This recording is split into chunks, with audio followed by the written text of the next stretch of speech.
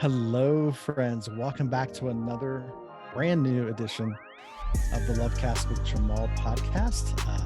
This is episode 185, and we're back on the show with the one and only Aly Sousa, who's back from travels. She's been traveling. She's getting ready to travel again, but she's been out of the continental United States, visiting family. Aly, welcome back. How are you? I'm good. I'm so good, and I'm so glad to be here. Glad to go. It's fun to go, and I'm glad to be back. Fantastic. Well, you just got back from Hawaii. Yes. And where your daughter and son-in-law are, and just had a great time. Before we jump into this episode, which we want to continue our series, as you know, if you've been listening to the podcast, you know that Aly and I have been going through a series in which we're discussing specific things that affect or drain us of vital life force energy. Yes. And the reason life force energy matters is because your vitality, your sense of being, is contingent upon how strong your vital life force energy is, and there are things that affect that. And so we're going to talk about that. So, but before we get into that, Aly, I'm just curious, what's your takeaway from your travels? Like, what are you learning, or what are you becoming aware of? Oh, gosh, specific to Hawaii? Just to your life. Like, what's your experience? Like, what are you taking back from your experience in Hawaii for the last few weeks? That's such a good question. You know what comes to mind? The number one thing that comes to mind is years and years ago. It's been many years ago, because we've traveled a lot over the years. And it struck me, it was so resonant within me. And it's a quote by a writer named Pico Iyer. And he says, we travel not so much to just move about, but to be moved. And that really deeply resonated with me. I discovered a long time ago, as much as we do travel, we're not really travelers in the sense of having to be real busy or tourism or stuff like that. We really are more vacation people. We like to go and like immerse ourselves and kind of plant ourselves in the cultures that we visit and where we travel to, get to know the people, the culture, develop relationships. We've really tried to be intentional, I feel like, with that. So I think my travels have really taught me what I love, who I love. The largeness of the world. It's taught me how to come out of everything that I perceive as being my little myopic world here in America. I mean, we live, America's a beautiful, beautiful country. I love traveling this country too, and I do. But when you can go far, far away, to Europe, to just these different places, and you see the sameness, in humanity, that's something I become very present to. We speak different languages. Sometimes I don't even understand the language where I'm at. But there's such a sameness about what we desire, what we truly long for, what's important to us, what causes us to feel value and significance. And, but there's differences too, and uniqueness, and signature in different places that we go to. And I love that. I love that diversity, but I also appreciate so much the sameness that we share in our humanity. Totally. I know Hawaii's technically part of the United States, but it probably does feel like, I've actually never been to Hawaii. Does it feel like you're outside the country a little bit? It really does. It reminds me a lot of the Azores, where we spend a lot of time in the summer. They actually call the Azores the Hawaiian Islands of Europe, of the Atlantic Ocean. And that was a draw for Tim and Amelia moving there, our daughter and son-in-law. It reminded them a lot of Santa Maria, the southernmost of the 9 Azorean islands, where we spend so much time. And yeah, you do feel that, like you're pretty far. I mean, it's a 6-hour flight from California. But in the Hawaiian culture, the people are beautiful. The spirit, the energy there, you can feel the energy of the people. There is a real sacredness of deep, I don't know. I'm trying to explore that some. I don't know if it has something to do with the volcanic activity. You can feel a difference in the energy there. Mm. I mean, it Wow. feels palpable, like you can feel it in your Mhm. body almost. They say Mm. that these islands call you if you're meant to be there. And I very much feel that when I'm there. And Yeah. obviously, I don't know that I mean, we were there years and years ago when our kids were teenagers. It's been a long time, had been a long time till Tim and Millie moved there 2 years ago. But yeah, I love it. I love it there. And I'm hoping to make my home there at some point. Mm-hmm. Mm-hmm. Totally. No, that sounds amazing. I'm looking forward to going. I So know I talked about that when we talked on the beach there. It was like, we really would love for you to come and just experience the fact that you've never been there. And the I Big know. Island is magical. I mean, the islands are all, Mhm. I've been to some of them, not all of them, but the Mhm. Big Island is very, the difference in the islands is interesting as well. Sameness, back to that sameness, but very unique signatures. Very nice. Totally, totally. Do you feel enriched coming I back and do. I just absolutely, there's a groundedness that I feel when I'm there. mm, Um, it's just, it's hard to explain but I feel it literally in my heart space. mm, that I so meant beautiful. that I meant to go there at some point. I'm hoping sooner rather than later. And like I was telling you, we're in process right now of trying to buy a piece of 3.5 acre, between 3 and 3.5 acre piece of farmland right next to our kids' best friends. So the avocado Amazing. farm right next to their avocado farm. We're in process of that right now, trying to negotiate that. And yeah, so Unbelievable. I love it. That's I'm excited. fantastic. So Yeah. exciting. Yeah. Well, it's in process and I can't wait to see your new property I and know. visit, and I'm it's going to be praying. fun. Yes. Yes, Yes. totally. Well, so, and by the way, um, happy belated birthday. You had a birthday while Yes. you were there just a couple weeks ago. Thank you. Was it last week? I Yeah. can't even. Memorial, it was actually fell on Memorial Day this year. Yeah. Okay, amazing. So Yep.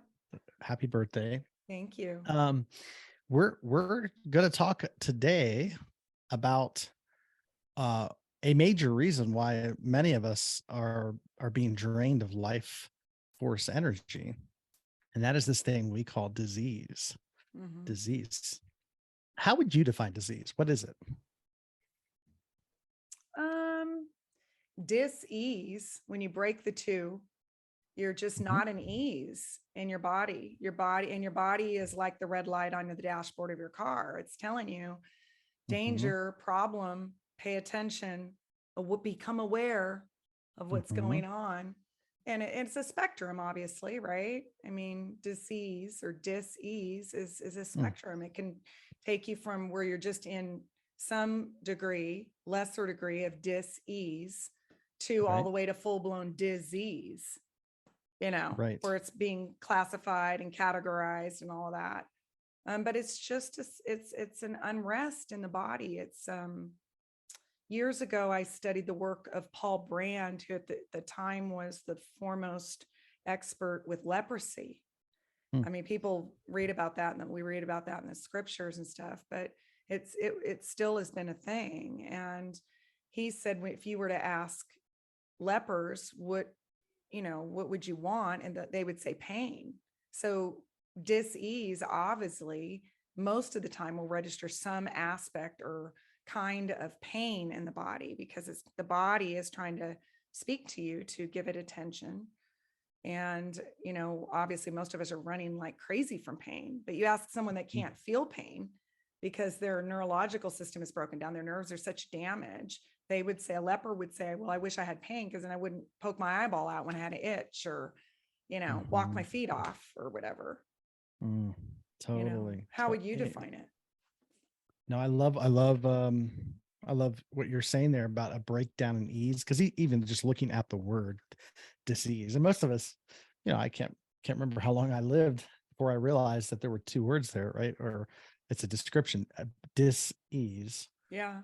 a breakdown in ease. So I literally look at it now as anytime ease is disrupted, right? So um and obviously starting at the energetic level. Mm-hmm. Interesting that what you brought up about lepers, right? Leprosy, because lepers aren't able to.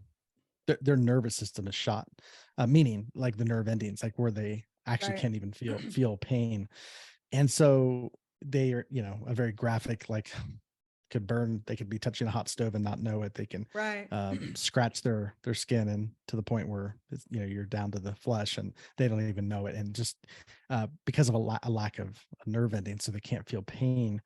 But in many ways, that's such a metaphor, right? Of unconsciousness, right? So they're unconscious Mm. to the physical body. Lepers are Wow. unconscious to the physical body, but Yes. there is another body that we have that we actually are very much unconscious to, and especially in this culture in the West, and it's the energy body that Yes. we all have. Everybody has an energy body, but it's kind of like we're kind of like lepers to the energy body. That We don't is even feel so it, true. so So, we so just true. kind of walk our feet off. So kind of use your example there, but like Right. we can move through life, and the energy body is actually at the ease is so when ease breaks down, that's where it starts. And actually, we think of disease as a physical level, like, I have a tumor, I have a, Yes. some aspect, I have When some it's malady already at the in the physical level. disease. Right. Right. But I was talking to an Ayurvedic doctor on this podcast just several episodes ago, and I mean, I think he said that disease at the physical level is often the last stage of a breakdown in ease. Yeah. It's like the fifth and final stage of Yeah. this. But the first stage of disease is at the energy level, at the breakdown Yeah. at the energy body level. So that's interesting. So It I would look at it is. as at a very basic level, breakdown in ease, starting with a breakdown in ease at the energy body level. Well, and then, when you think of all we've learned, even since, gosh, like the 60s, probably, Mm-hmm. the mind body connection. I Sure. mean, how we think, our Christian scriptures say, as a man thinks in his heart, so is he. So, if we're not conscious, though, Mm-hmm. we're like the leper. We're just Mm-hmm. not aware. I mean, I remember reading Paul's work. He would say babies playing on the floor would, you know, literally poke their eye out and not even know that they had done that, you Mm-hmm. know? So if we're just unconscious, merrily going on our way, I mean, but this whole idea of the mind body connection, I think, is a huge thing. Huge. Mm, how totally. how we're thinking about things, what or where we're just dissociated. We're not even, I mean, Mm, dissociated from the body, mm, where we're not aware, so- or we're ignoring, we're mhm, denying that, the red light's going on in my car, for example. The light will flash like that. right. I'm at that point right now because we've been traveling. I should have had a service a month ago, but it started flashing, right before we left. And then what it'll do that for several miles, maybe another 100 or two, and then it just stays on. There's no more Mm, flashing. It's like you're getting closer to a breakdown here if you don't attend to this. mhm. And so I think a lot of us we've learned to just kind of ignore those things, Yeah, thinking, well, if I deny it or stuff it or repress it or whatever, then the thing's going to go away. And then we can end up in full blown disease. right, right. 100%. But Totally. we maybe ignored the dis-ease part. We're not paying attention to where we're uneasy about a No, thing. because it takes a level of attentiveness, right? So to even be aware, because Yes. when it begins, it's not loud. Like you said, the light is just coming on, right? It's not really screaming at you. It's subtle, but in order to perceive something subtle, you have to become still. Yes. And this is why we often don't catch disease until it manifests at the physical level, which is the last stage of the manifestation of disease. So, Right. but if we were attentive to the energy, you could catch it almost immediately. Well, and it's kind of back to what we talked at the last podcast, and the leakage with the last thing was this busyness, this hyper, Right. constant activity that we feel that we have to have, multitasking, Mm, busy, busy, busy, busy, where we've over identified with productivity, or we've tied our mm-hmm, identity to what we produce, what we're doing. So, the opposite of that is going to be learning how to quiet and get mm, still and listen to the body, Mm, listen to what's going on, and also to listen to what's going on emotionally. What's my sure. thinking? Like, the mind body connection has really established this idea of, thought, how are Mm, thoughts, mm-hmm. Totally. I've been in a course, David and I have, for the last 3 months, called Dream Builders. And Mm, it's with a life coach. She's been one for many, many years. She's in her 70s now, Mary Morrissey. And, she talks about this idea that everything is created twice. It's first in thought, and then mm. it's in form. Inform. Yeah, Everything. totally. I mean, you look at anything just around about you, it Yep, first was a thought in the mind of a person before it was a formed creative reality. totally. I love that that phrasing of it's created twice. It's created first at the another way to say it is it's created first at the energy level, Right. perceptual level, Absolutely. and, and then eventually in time it will then manifest at the physical level. Right. But that comes later. We're taught actually the opposite. We're taught to look for it at the physical level first. Absolutely. And then, somehow we'll get there. We'll feel that way, or and it's just not the case. I remember one of the first sounds I remember hearing as a child was my own heartbeat. I Um, love that. I remember being like I in the love that. crib, Yeah. laying in the crib. I could look up at the mobile. I Yeah. I actually had this remember you memory, telling me this. and I could hear my own heartbeat, and I could hear the swoosh, like it would, Wow. and I could just hear it. And I grew out of that. Obviously, I don't. But so sometimes wonder about that memory. I come back and I go, why was I able to hear my own heartbeat? And it had such an impression on me. And to me, so much it's a memory. Like I still hold on to that memory because I remember just thinking about what I was hearing as a baby in that crib. I remember like thinking about that sound, like not knowing what the sound was, but just hearing the sound, paying attention to what it sounded like. It was like this whoosh, Yeah. whoosh. And my theory is why I paid attention to that as a child was because I didn't have anything else going on. I'm laying in the crib, I'm looking at this mobile, which is crazy that I can even remember that, but I do. I just my memory, I was just profoundly there Well, and and you're aware so that present and aware. They say, and actually, I was just listening to Mary again yesterday. They've done studies on this. I mean, it's a scientific researched reality that they say pretty much over 99% of all people are geniuses in the first mm, babies and very young toddlers are at the mm, genius level. And she talked about the criteria for that is where you're receiving like input from mhm, a lot of modalities, and you're able to just take it in and synthesize it.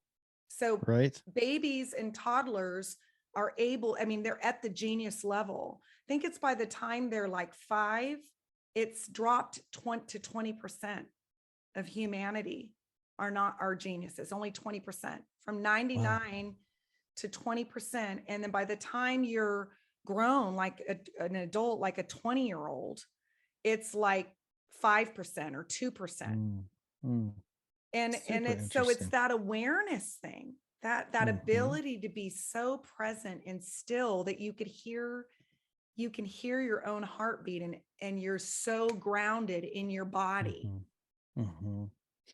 you know? Totally. Totally. I love that. And that's the thing. I think if we can, which it's a process, right? Because after you get out of that stage of life, the newborn stage or the first couple of years stage, you get into your identification with yourself, right? Your body mind construct, your psychological structure, and then you have a lot of stuff going on, and then you just kind of lose consciousness of that, become very profoundly unstill. Because then, of course, if you have trauma, whatever your karmic kind of structure is, like if there's a feeling of not enoughness or I don't Yes. belong or there's something wrong, then we become unconscious, Yes. which creates activity and dis-ease. So Absolutely.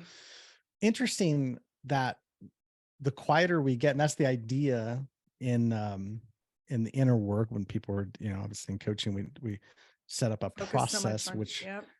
of learning how to sit again, learning how to breathe again in a Yes. conscious way to get into some of this work so that we can begin paying attention to ourself. But really, one of the first things that people start to notice when they go into this process, they actually start to become conscious of their dis-ease, Yes. their breakdown in ease, right? I've had so many people tell me as soon as they start this process of getting still and, paying attention to the breath and getting into their practices, they talk about how agitated they are, or their body is like fidgety, or they Yep. can't sit, which is really interesting because when you were newborn, provided you're obviously not in distress, newborns, they don't have to try to sit. No, They're fine. no. I mean, one of the main There's poses they have us doing yoga is happy baby pose. I mean, a baby frequently yeah, will do that, and very present in the body, very open. totally. Yeah. And did you know that the word asana, speaking of yoga, the root word of that means to be able to sit? I love that. Because you do these, I the love idea is that. obviously these asanas are physical postures, but people are oftentimes not aware of why are you doing the postures, right? It's not to get physically fit. It's not to do it. It's Right. actually to work out and disease. Yeah. It's to work out agitated energy in the system so Yes. that when it's worked out, you can just sit in ease. Yes. Because the word I yoga love, means and union and when I do reunion. yoga in Hawaii, Tika, the owner of the studio that we work out at, that's what she talks about is these poses, and the movement through the poses is about basically quieting the mind because the Mm, energy's getting out of the body through these different poses that you're doing. And so then you're able to quiet the mind, the ego constructs, quiet way down, and I love mm. that. Yeah, amazing. Amazing. So I think it can be discouraging for sometimes for people when they start this process of getting quiet, doing inner work, because they realize this doesn't feel good, right? Got a lot Which of is probably a agitation. lot of the activity, a lot of the busyness, a lot of the stuff, the distraction, the numbing or whatever has been about Mm, that, because it's a fear of looking, feeling, mm, embracing that, sitting with it. What does it mean? Who am, all of those questions that so you become conscious of, wow, this is what I've been maybe running from. totally. Not And even, and I wasn't conscious to it that I was doing that. a lot of times people think something's wrong, right?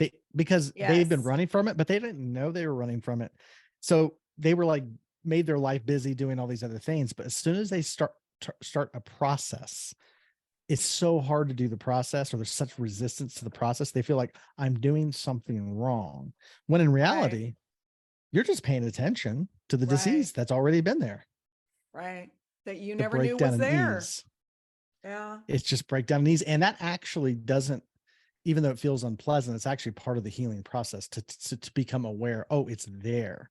And then just paying Yes. attention to that starts to release it, which it can feel like it's not releasing because it's coming up to the surface, but it's actually part of the process. And I have found even just the attentiveness, like where I've taken it is the awareness of it and seeing it, also becoming aware of wanting it to go away, the readiness of get Right. away from me, cut it off, get suppressing it, how we have created these whole constructs for how we're doing that. So actually going in, what I've been practicing is just going in and holding myself. I'm here Yeah. with you like a mom with a sick child. Or if you Mm, were to see a little child that was sick, or another close friend of yours, what would be the response you would have? Well, do that to yourself. Wrap your arms around yourself. Go in, be with that wounded part that you've just become aware that is in dis-ease. mm, It's uneasy to the point where it mhm, may be manifesting in some very specific way, some diffuse way, some mm, really like overt way if you're in full mm, blown disease, and going back in and just learning to say, I'm here with you and I'm mhm. going to be with you through this. I mean, that is profound to be able to do that for That's so yourself. beautiful. That's huge. Yeah. And that's actually what you're touching on is actually, um, I mean, it is the first and major step um, to bringing ease back to your system is to Absolutely. embrace the disease, not to reject Yes. it, not to suppress it, judge it, Suppress it, judge it. not wanting to Exactly. cut it off, Yep. but to actually embrace it. Absolutely. So good. So here's a question, just in your experience and throughout your life. What have been some things that you've observed, whether in yourself or other people, that break down ease? What are some major sources of dis-ease for folks? I would say probably the biggest one that I would identify with is the belief in separation, that you Okay. are separate. You're separate from Hmm. love somehow. You're separate from the love of others. You're separate from the love of Mm-hmm. yourself. You're separate from the love of God. Mm-hmm. That you That's are, you really don't belong. You don't fit in. You're insignificant. You're invaluable. You feel unimportant. You're not enough. However that breaks down, but ultimately at its core is this idea of separation. wow. What about you? What do you think? You know, so I would totally agree with what you're saying there. That's a major one, and on a very practical sense. What promotes dis-ease? Now, I'm thinking of it more from a place of a physiological Mm, standpoint. So obviously at the spiritual or even a conscious or a psychological structure standpoint, the belief or programming in separation, huge. That's a yeah. massive disruptor in our energy system. But there's a couple of things that I find that just happen on a regular basis that we're not quite. So the more I start paying attention, started experiencing this in myself, the more I would pay attention to my own energy system. Because like I said, we all have an energy body, right? We have a physical body, we have a Yes. mental body, but we have an energy body. And we're not taught to pay attention to the energy body, especially here in the West. It's all physical, right? What you can see, touch, taste, Yep. that's Five all physical. senses. It's Yep. it's what's real. But the energy body obviously goes beyond the five senses, so you don't see it. But it is to me, my understanding is that it's like the scaffolding of Yes. it's the very foundation that gives rise to your body. So your body, like you kind of going back to what you were saying earlier, that everything's created twice, right? Yeah. So that's true of your body. Even your physical body is secondary. It's the Yep. second creation. Your first creation is your energy body. That's formed Absolutely. first. Absolutely. And the energy body, when I started paying attention to it, I started to realize like there are actually fluctuations in it that I can feel um really pretty quickly. Like, so for example, when I eat, Mm. you'll actually can feel how food interacts with your energy body. And certain foods actually decrease your energy. Mm.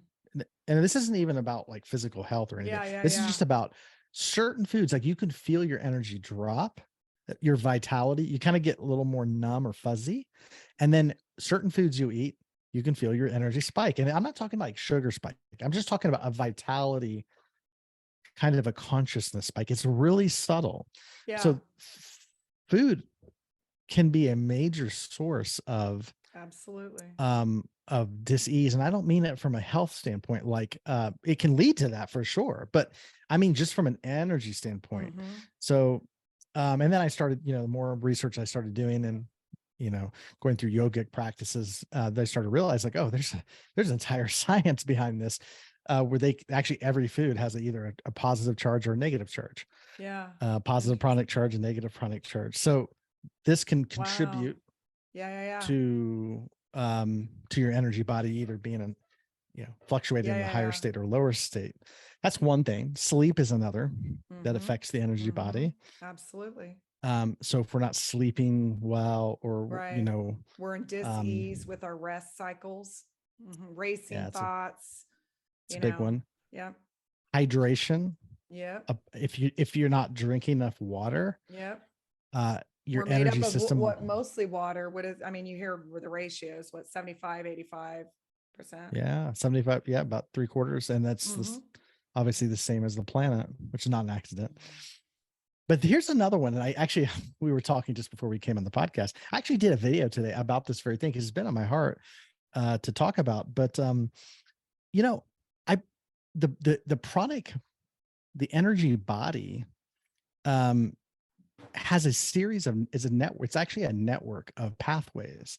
So for example, you know how the physical body has a cardiovascular system. We have arteries Yep. and veins, capillaries that carry blood to every Yep. cell of the body. Well, that's actually, if you think about it being created twice, that's actually just mimicking Yeah. a cardiovascular system, if we want to use those words, at the energy pranic body level. Ooh, I love that. Yeah. So there's an entire series of pathways, right? There's Yes. literally like arteries and veins and capillaries Yeah. that carry. So at the physical level, those pathways carry blood, which is your vital life force essence, Right. carries red blood cells that Oxygen. break down the oxygen, and Yep. then food. When you digest food, it breaks down the food and Right. takes those nutrients to the cell at the cellular level, all the way to every part of your body. Well, at the energy body level, you have pathways, and it's an incredible network of arteries and like arteries. They're Yeah. energy, so Yeah. they're not Yeah. exactly Yep. arteries and veins and capillaries, but like it. It's actually the original model. So Yes. it's carrying life force energy. So instead of blood, it's carrying prana. So Mm-hmm. they would call it prana or Yes. chi. It's the Chi. same idea as a Mm-hmm. life force essence. Yep. And this is really fascinating that these pathways crisscross at certain junctures, and they'll be like these little joints where they come together, kind of like it's like plumbing. Like if you look under a sink, you'll Yeah. see like pipes come together. Well, if your sink stops up, it's usually because Yep. at a joint you get a clog there, Right. and then that water comes back up. Well, in the obviously we know in the cardiovascular system they get there's clogs that happen along Yes. the certain pathways, and that builds up Yep. pressure, Yep. high blood pressure. You'll have a sense of, it's where heart attacks come from, all these different points of pressure. But at the energy body level, you also get clogs. Yep. And there's over 70, according to yogic science, there's 72,000 points where these Wow. pathways come together. There's literally Wow. 72,000. And these points are all throughout the human system. Yes. Yes. I didn't know there was that many. Yeah, 72,000. And so, ideas like in acupuncture, what they're doing is they're actually pinpointing Yes. those little, they call them nadis, but just the Yes. word nadi is a Sanskrit word for a pathway or a Yeah. crisscross. It's like, it's a channel where these things, these energy centers are coming together. So these 72,000 pathways are places where energy is meant to flow and to Yep. be channeled through. Right. But if there's disease or breakdown in these, they will get gummed up at those Right. little nadis Yep. all throughout the system. And then that creates tension. So this feeling Yeah. of anxiety, Absolutely. tension at the energy level, that's where it starts, Yes. right there. Part of my practice with my meditation every morning is a clearing of that. Like I directly, lovingly speak to my body to clear Mm. those areas in me or make me aware of those. And I process through, that. But I try to do that Mhm. every morning. And then, obviously our energy is mixing. We're taking in the energy. If you're very empathic, like I am, and I know Mhm. you are, you want to be doing the work that you're doing. You have to know how to deal with people's energy. Yeah. The Oh, for blocks sure.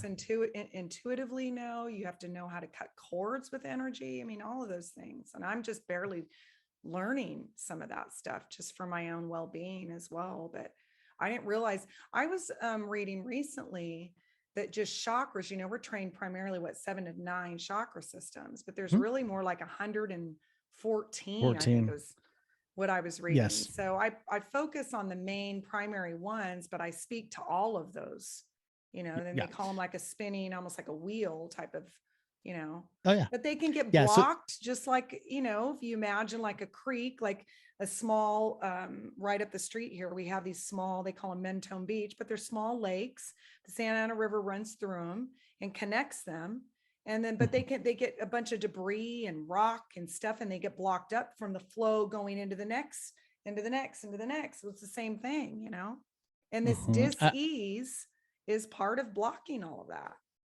Totally. And those, people call them the chakras, but it's the seven, those are seven Yeah. major centers Yes. along the meridian. And then there's minor ones, right? There's the 114. There's a total of other minor ones, and then Right. but then it breaks down to 72,000. Wow. Wow. So at the channel, Yes. point pinpoint. So all that to say that we're an entire network of energy Exactly. pathways, much like if you were to look at the cardiovascular system, if you could peel your kind of gross, but Yes. if you could peel your skin and, back and look at the vast network, there's hundreds of miles at the physical level of arteries, veins, capillaries. Oh, and when you look at I went 2 years ago, we took the kids to the Body Works display. I don't know if you've ever seen it, but I I mean, have you heard could of that. spend a whole day in it. I mean, and they break it all down according to the systems, like the cardiovascular system will be in one room. And then you go into the neurological system in another one, or the endocrine system. And it's Amazing. like incredible. I mean, Yeah. we are Oh yeah. we are fearfully and wonderfully made. Yeah. I'm Oh, telling totally. you, we are fearfully and It's wonderfully made. masterpiece. It's a Yeah. physical masterpiece. But what's interesting is that is actually mimicking the energy body. Yes. The cardiovascular system is literally a Yes. secondary creation of the energy body. I love it. And one of the things that I think, and this is something that I've felt passionate about for a long time, but really just, I think at a point now where, because of just some of the practices, yoga practices I've gotten into, realizing how really important it is to be attentive to the energy body. And that's the goal, right? Because if you want to maintain, in order to really, so, we all have this, people call it the masculine or feminine energy Yes. in the The yin and body, the right? yang. Yep. Yin and yang. Yep. In yogic terms, it's Ida and Pingala, but it's the same idea. Positive and negative charges. Basically, it's energy.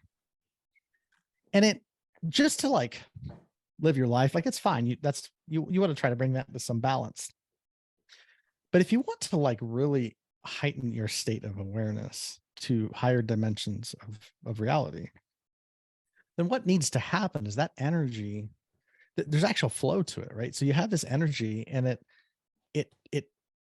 I mean, without getting lost in the weeds of it, the energy wants to flow upwards, right? So you want to Yes. be able to take it upwards, which is the whole aim of yoga, of taking this Yes. energy upwards. But one of the things that prevents it from rising is when it, in the energy system, in your pranic system, when it's gummed up, right? In order to really, like, even when I start working with somebody in the coaching capacity, I don't explain this or get into it, but you can see, like, okay, we can't actually go where we need to go until we start to clear up.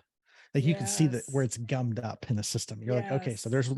there's certain techniques, certain things you start to do to start getting the energy to flow.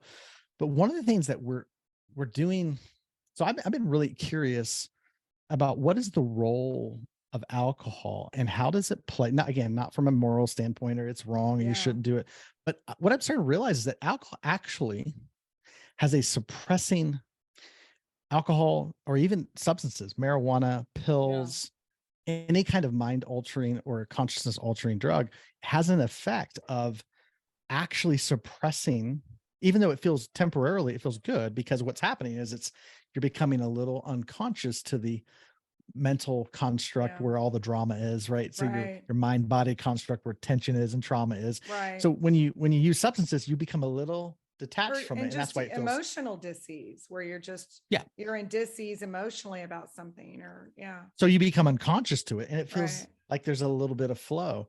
But what's interesting is that even though it feels good temporarily in that space, the actual substance it has a suppressing effect on the pranic body. So your pranic energy is a negative pranic. So it's actually pushing it down and gumming Yeah. up at these nadis, at these little 72,000 Yeah. little junctures, is putting pressure on it, suppressing it. Mm. And this is why sometimes after, even if you had just a few drinks the next day, it's not like a hangover. That's a whole different, but you just feel a little sluggish. You feel a little bit Yeah. like hard to get going. Some people actually have anxiety. Their anxiety will be heightened Higher. after, a sense of agitation, and they really won't, there's no reason for it. It's no At like the level logical of reason. energy, their Right. But energy it's at the body. level of Yeah. Yeah. energy. Yeah. You Yeah. just feel kind of off. And then Yeah. and then it promotes like, I need a few drinks, or I need to smoke, or I need to do whatever to kind of get back to that state of ease. Yeah. Yeah. And, but really what's happening is we're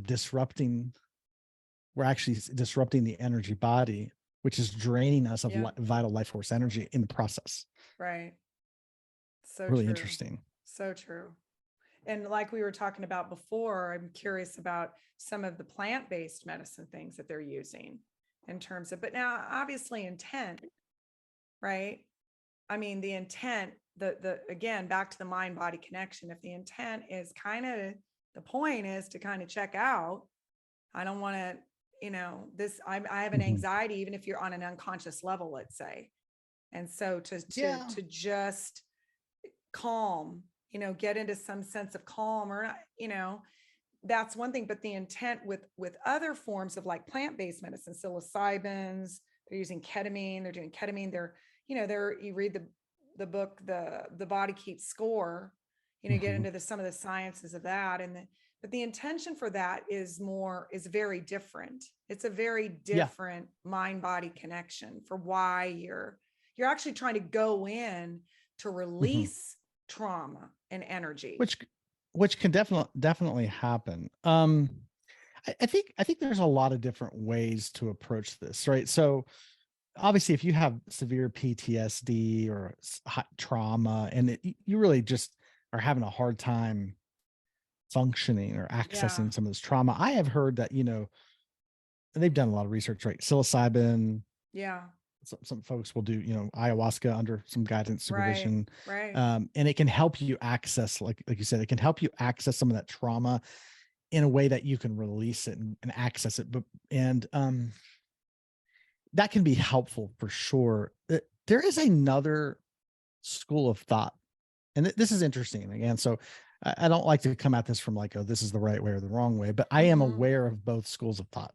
Mm-hmm. So there's another school of thought. Um, so typically the ayahuasca and psilocybin and plant-based, all that kind of approach tends to be more popular in the West. Yeah. And why is that popular? Well, see, I think people, and I encounter this all the time in my work. People want to get somewhere really quickly. Yeah. People are in a hurry to get somewhere. They're saying, "Man, Yeah. I want to, like, how do we just?" Because we're taught that, give me the Give me four the things, fix. Yep. give me the things. Yep. What do I got to do? Let's do this. And so Yep. it kind of appeals to that sense of, oh, you mean if I just do some mushrooms, or if I do this ayahuasca, if I go through a ceremony a couple of Right. times, I'll be able to clear. And we want to fast track because Yeah. everybody wants the cliff notes, it's the Right. idea. And I get that. There's shame in that. There's another school of thought that says, okay, how do you get water, right? You can like you can go look for, you can go, let's say you're going to buy a piece of property and you're told that water's on it. You could just start digging and you're like, nope, no water here, go digging, no water here, go digging, no water here. But there's another school of thought that says, no, if you just stay in one spot and dig Keep and dig digging. Yeah. and dig, Absolutely. you're going to get to the water. Yeah. And They just did that actually up at my mother-in-law's house. They had to dig 2 wells, and it was like 400, between 300 and 400 feet down in yeah, one area. Yeah. because One there's a water place. table there. They're not moving all about. It's just digging Yep. deep, deep. Yeah. Because when you stay in one spot and dig and dig and dig and dig, there is actually some important things happening. Again, this is an analogy here. Yes. Just through the process of digging, you're really honing. It's like a camino, so to speak. It's kind Yeah. of like this process of Absolutely. just mundane sameness every day, doing this thing, but it's allowing stuff to come to the surface. But you're also developing a framework. So, for example, in yoga in the East, right, in India, like, so some of these higher states of consciousness, which you do achieve when you do psilocybin or maybe DMT or Right. ayahuasca, you're touching really deep beyond your body mind construct, touching higher states of consciousness, and it's not sustainable. Yeah. But we want this to be sustainable. Yeah. We want to live here, and so the idea is, if you don't develop the proper infrastructure or foundation, it can definitely destabilize you. Yeah. Oh, If absolutely. I mean, well, yeah, I've read some of those stories. oh yeah, You and it know, could, it could really do some damage yep. Awaken something to too fat, way too fast. You tap into something that you cannot contain or know how to deal yeah, with at all. Totally. Absolutely. Like it's kind of like electricity. Like electricity is great. Yeah. It's really shaped our modern world. I mean, we're able to have this conversation through Right. technology because of electricity. But Yep. if I just stick something in the socket and Right. touch that electricity, like Yeah. it's got to be a little bit too much for my Absolutely. system, right? Because we have to have a Absolutely. container. Right. So so much of some of this inner work, this process of developing, you know, daily meditation, daily practices. What they're doing is they're creating a foundation and an apparatus for you to slowly begin to build and raise that energy Yeah. to higher states of consciousness in a way that is actually sustainable and not destabilizing. And Yes. that's another school of thought here, that because it doesn't suppress the energy body, it actually enhances it, versus some of Yes. the substances can unfortunately have a suppressing effect on the energy body, even though they're Yeah, there. it's interesting. That's such a good point. I was in Wisconsin visiting a mutual friend of ours recently, and I went and saw her acupuncturist. And this guy is a genuine yogi. I mean, you talk about energy. You could, as soon as I walked in, I mean, you could feel it. I mean, and Totally. as he worked on me for like 2 hours doing cranial sacral and acupuncture. And we got into this conversation about, health stuff, going hardcore with the health stuff. Our family's been doing that. He made a pretty strong case for moving slower in the journey. Like, we got into the idea of liver cleansing because he said some stuff was going on in my liver. And so I kind of opened that up. I was telling Dave was going to be doing this pretty intense liver cleanse. I mean, really intense, like diet stuff, supplementation, coffee enemas, like I think twice a day. I mean, crazy hardcore stuff. And, he kind of came at it more from this quiet, still, the digging. Just stay here, just keep digging, allowing the body just in the natural way that God created our bodies to Mm, release in due time, appropriating certain things, but, that Western mentality of get there, do it now, get it fast so you can get through it, get it over with and move on, mhm, basically, onto the mhm, better, bigger, better thing, the whole outcome thing, get to a better outcome, another better outcome. He made mm, a really beautiful case for just allowing the body, the mhm, processes of allowing the body, little tweaks, me going to mhm, see him, going to get a colonic, these different little things. Is that slow digging of the hole, staying put, listening. What am I learning along the way? Through, wow, the hole looks different now. Wow, there was a lot of rocks at 3 feet down. There was none at 2 feet. I mean, or whatever you're learning as you mm, go along. mm. So good. That's really good. I was listening recently to a guy talk about that very concept, and he was telling the story of this yogi guy who had these disciples, and they were teaching them a very specific, very simple but specific yogic practice. And he taught his disciples that. And one of the disciples was a very educated professor, Western, was like Yeah. from Europe or America, and he was very, very educated. And a couple weeks go by, and they're having a session, and this professor says, "Hey, when are you going to show us the next move, the next stage of this yogic practice?" Because he said there's stages to it, and here's the first stage, and he gave it to him. He's like, "I've done it for the last 2 weeks. Like, when's the next one coming?" And the guy didn't. This yogi guy, he didn't answer it. So the guy kept pressuring him, like, "Hey, when are we going to learn? When are we going to? Hey, I've been doing this. When are we going to get to the next stage? I want to get there." So he didn't. He's just ignored the guy's question. Kept like, and this other guy who was like kind of more of a simple man, Right. I'm listening. Just he, keep going. yeah, he came in, and he was a male. He was the local mail carrier, Yeah. and he came in, and the yoga guy, the yogi spoke to this guy who came in, who was the mail carrier, and he says, "I taught him this yoga practice too." And he says, "Are you ready for the second practice, for the second step?" And he said this to the mailman. The mailman says, "No, no, no, no, no, no, no." He's like, "No, I'm not ready." He says, "I'm not ready." He said, I have my hands full with this, what you've already showed us. I have my hands Yeah. full." He said, my neighbors, I'm going to have to quit my job." He said, "Why is that?" He said, "Because my neighbors think that I'm this is from India, so that's kind of the perspective. Is my neighbors all think I've been drinking early in the morning because I'm just in ecstasy. I'm literally like, I have a hard time getting up and going to work because this is such a blissful place for me to be in. Wow. I'm having a hard time functioning. Like he said, I'd need Yeah, some yeah, time yeah. with this practice because it's so intense. And then he looked over at the professor. I didn't say a word. And I love it. the professor got the point. He's like, oh, he's like, you need more time with this, right? Because Yeah, if yeah, you're ready yeah. to move on, you haven't marrowed, Uh-uh. you haven't Gosh, excavated the that's so true. essence of this. Yeah, Like there's nowhere to be. yeah. And that's part of the Wow. practice, right? Learning It to is so true. isn't when we get rid of dis-ease, what do? You just sit Yeah. here. You I'm become curious. like a child. Well, and I'm curious, like in your time with people, how many people understand that, or conscious of that, or willing to be the one digging the hole versus, taking the ayahuasca trip and hoping, Well, it's not the majority. But I yeah, will say this: it is a struggle for everyone, including myself. yeah, So what I mean by that is the first thing I have to convince people, and I try not to convince them, but I try to show them is like, listen, you're here. Typically, people come to me for self-improvement, right? They want to come and improve their lives in some way. That's right, what's the coaching. right, And I say, I am not in the self-improvement business. That may be for other folks.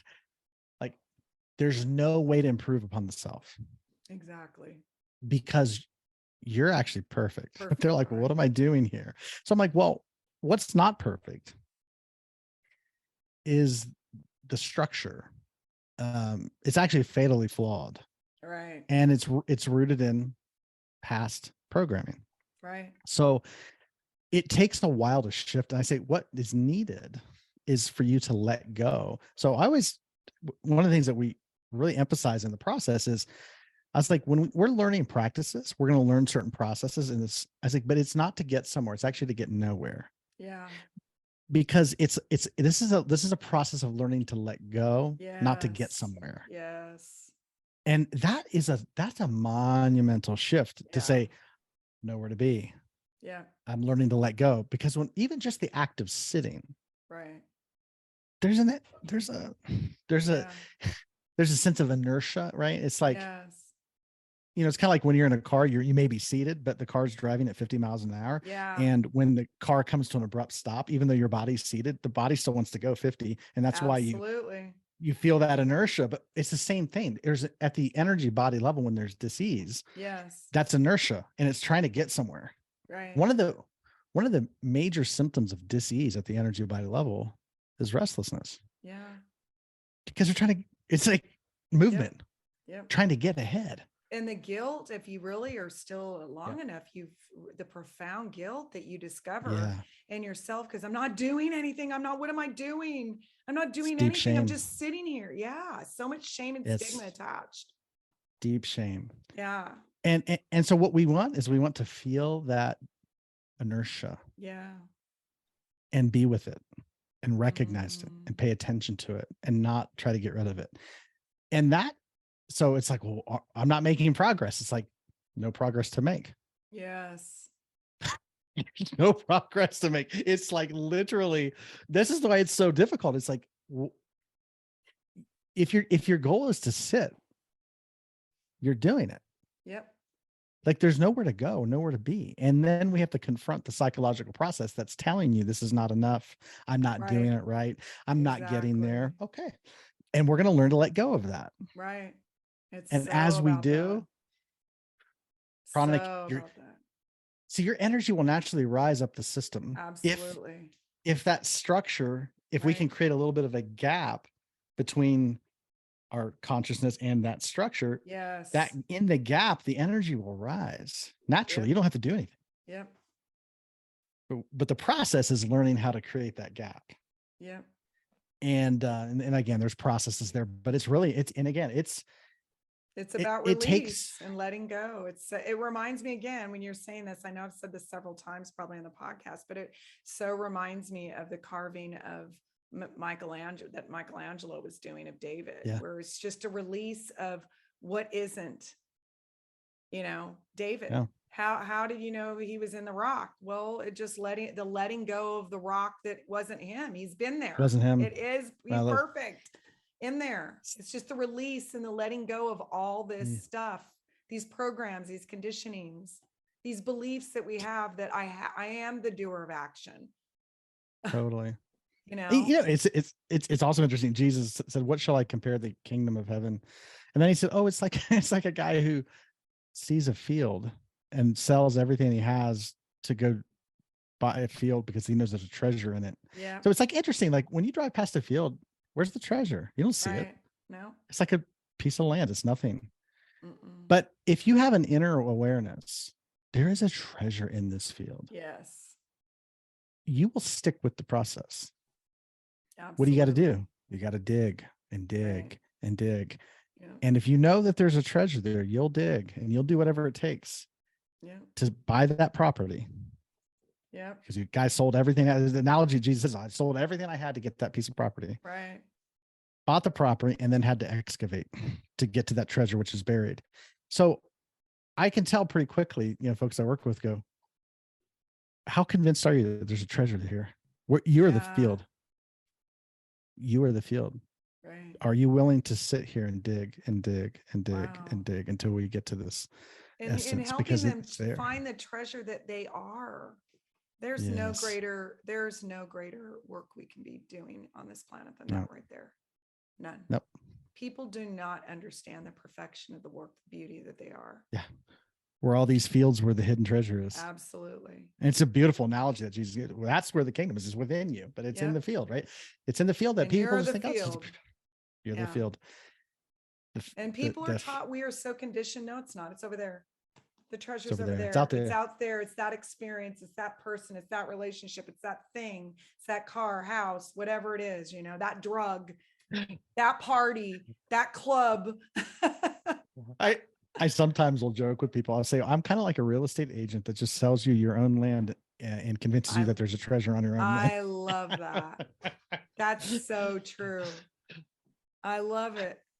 And there's no greater work than that in the world. Yeah. Yeah. We all need, but there's need to ease. be doing that. Yes. Yeah. When you get tap to into that core, there's ease there. Yeah. Imagine digging 30 feet, 300 and 400 feet down, and then finally start to see the bubbly water start to come up, Yeah.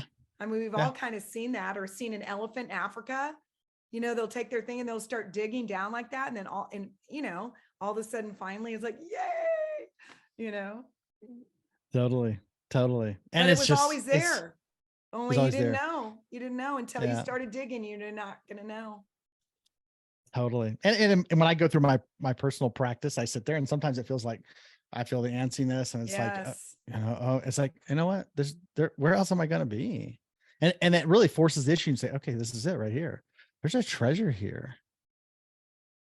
Yeah. And is it a good day's work if I dig for that treasure, knowing that maybe there's more down below? I'm not even able to get to all of it today. Is that okay? Yeah. Yeah, it's okay. It is. I'm just going to dig. That's what I do. That's such a good reminder of me, because we all can be. I mean, I can get like anybody in my head is, I need to be doing this. I need to go there. I need to get this done. I need to, I'm 58 years old. I need to be doing something more with my life. I mean, it's crazy, the mind. Yeah. But our job is disease. I mean, I have to come back into, nope, I have nowhere to be right now. Yeah. This is my career. world. I tell people, like, my career is breathing well. Yes. So I sit, this is my career. Like, I literally sit and pay attention to a specific, in part of my practice, there's a breathing technique, and I pay attention to that specific breathing technique. There's certain postures I do. And I'm like, oh, that's my career. Why is it my career? Because it's my whole life, right? My life is here. Yeah. This is where my life is. And I'm mining for it. Absolutely. I love that. That's what miners do. Exactly. And it's arduous. Yeah. That can be an arduous task to do that, to abide and remain in something that seemingly is not producing. It's not getting me the outcome I need right now. You Mhm. know, I mean, there's a lot of talk in our sacred scriptures about abiding, remaining. Remaining. Yeah. You know, when you want to run, when you want to get on to the next thing. Well, I don't want to do that. I'm on to the Yep. next thing. That's my number one message to folks I work with and coaches, like, remain in here, remain with me. And I know that Yes. sounds really ego. It's like, stay with me here. Yeah. Stay with me. And you can see people when you're talking to them, like they're gone. It's like, I was like, oh no, it's like, no, stay I right just left the here. room. Yeah. Come back here. Yeah. No, there's a treasure in the field. No, don't go to Yes. this field over here. It's just right here. Yes. And it's easy it can be sometimes a lot easier for the person, but they've got the treasure in their field. They already got their treasure. I want that treasure. Yeah. Do they have to work this hard? Hey, they're throwing a party over there. I'm going to go over there. Absolutely. It's like, okay, that's cool. When the party's over, come back to your field. Yeah. Because it'll be right here. It hasn't gone anywhere. Hasn't gone anywhere. Yeah. It went with you to the party. You're it. Yeah. Yeah. I love it. So I know we could talk a lot more about this, but I think that's the idea of just, I think what I'm kind of a takeaway here for folks is just ease and dis-ease begins at the energy body level, right? Yeah. And don't try to solve it at the physical level. And what it at the basic core of what there's that going on, and you do discover that, it just says that there's leaking, there's holes, there's leaking. Get still, get quiet, listen, embrace, love yourself, go inward. Well, Aly, what if you could give people who are listening just like one piece of advice in regards to this concept of dis-ease at the energy body level, what would you say to folks? When pay attention to yourself, love yourself, abide in yourself. Honestly, I mean, for me, that's what it comes back to. And I can be really driven to, I've got to be doing this. I've got to be going there. I've got this thing I've got to achieve, dreams, all of those things. But this idea of just listening for the smallest things in the body, dis-ease of your emotion, so paying attention enough that you noticed a fluctuation in something. You went from home down to somewhere, the store or whatever, and you felt a difference. Well, ask questions. What was that? What caused it? What catalyzed it? If you can identify that, and then name the feeling. Go for the feelings. That's a big one right there. Go for the feelings. What am I feeling? What shifted in my feeling states? I was good when I was at home, for example. Then I went to Target and something happened and I'm not well anymore. So it can be very subtle. Yeah, subtle. Very, very subtle. Start giving attention to and paying attention to the subtleties of your breath. Am I shallow breathing? I mean, a lot of times I'll be in that, like I'll notice it in other people. Like you'll see them taking really shallow, lots of breath quickly, changes in the body, pain, obviously that, and just taking the time to become aware of what's going on emotionally. I can't say that enough, because really a lot of it's at the level of our emotion, our psychology, our emotion, our feeling states. And when those are being ignored, suppressed, repressed, shamed, judged, we judge it. I mean, I'm such a judge. I can be such the judge of my own. Am I in judgment of myself? What do I feel when I don't feel good? This thing's bothering me. It's been bothering me, like my left knee, for example. Where do I go with it? What are my thoughts about it? Just asking questions of yourself, quieting yourself enough. What am I making it mean? Does it get me into fear? Am I thinking, oh my gosh, maybe I got a tumor in my knee? Or do you know what I'm saying? Yep, absolutely. So just taking the time to become aware of what I'm feeling in my feeling states. Is there things symptomatically going on in my body that I haven't been listening, that I've been ignoring? Why am I ignoring it? What am I afraid of? You know? Yeah.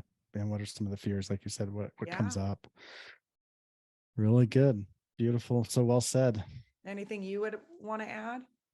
No, I would just echo that. I would echo that. I think I love what you're saying about becoming hypersensitive to the fluctuations of energy. Like Yeah. you, you go to the store, you come out here, like every day's new. And so as you're going about your day, I was telling somebody recently, so your job today is to feel well. So if you notice the energy dip, that's okay. Pay attention to it and Right. then say, okay, what is the next step? Where's, because again, then we can get into, maybe you need to eat something, maybe you need to Yes. drink some water, maybe you need to ground a little bit, get out in the Yep. sun.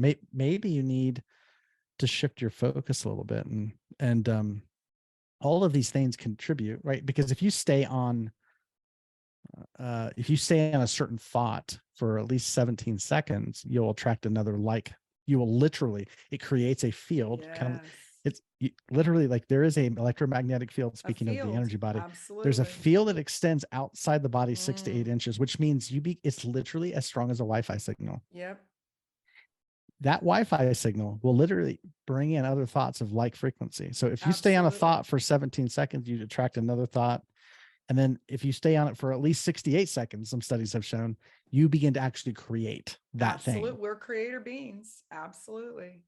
And So everything happens twice. Everything's created twice. So totally. pay attention to, well, what am I thinking about a lot?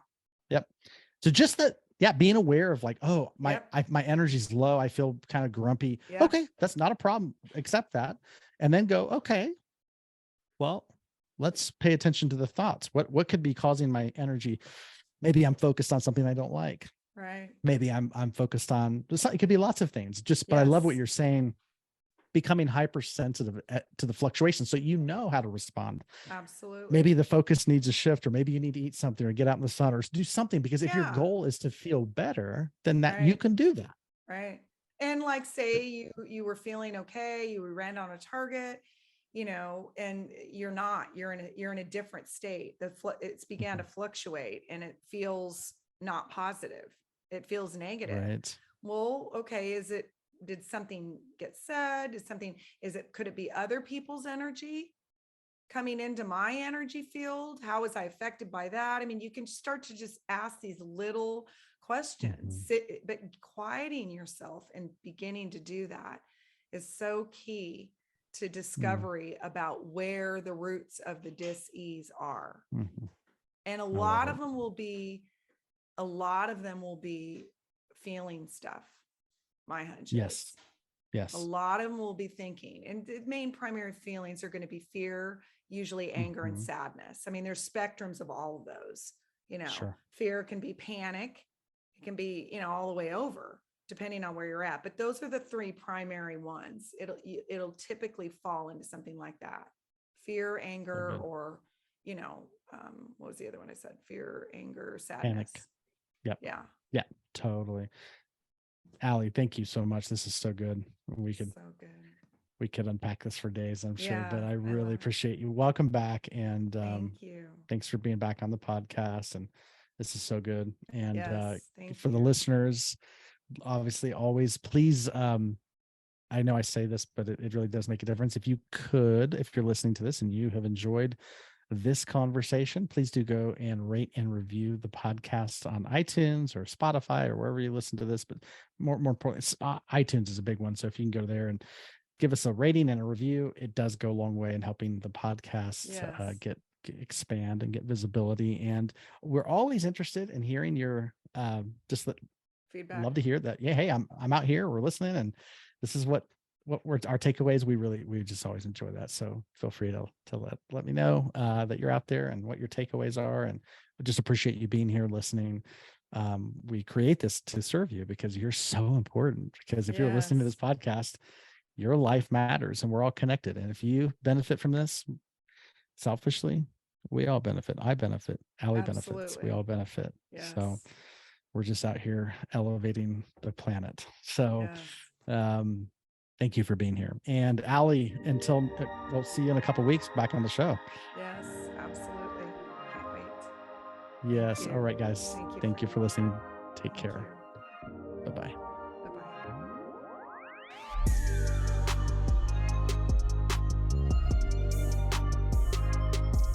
Bye-bye.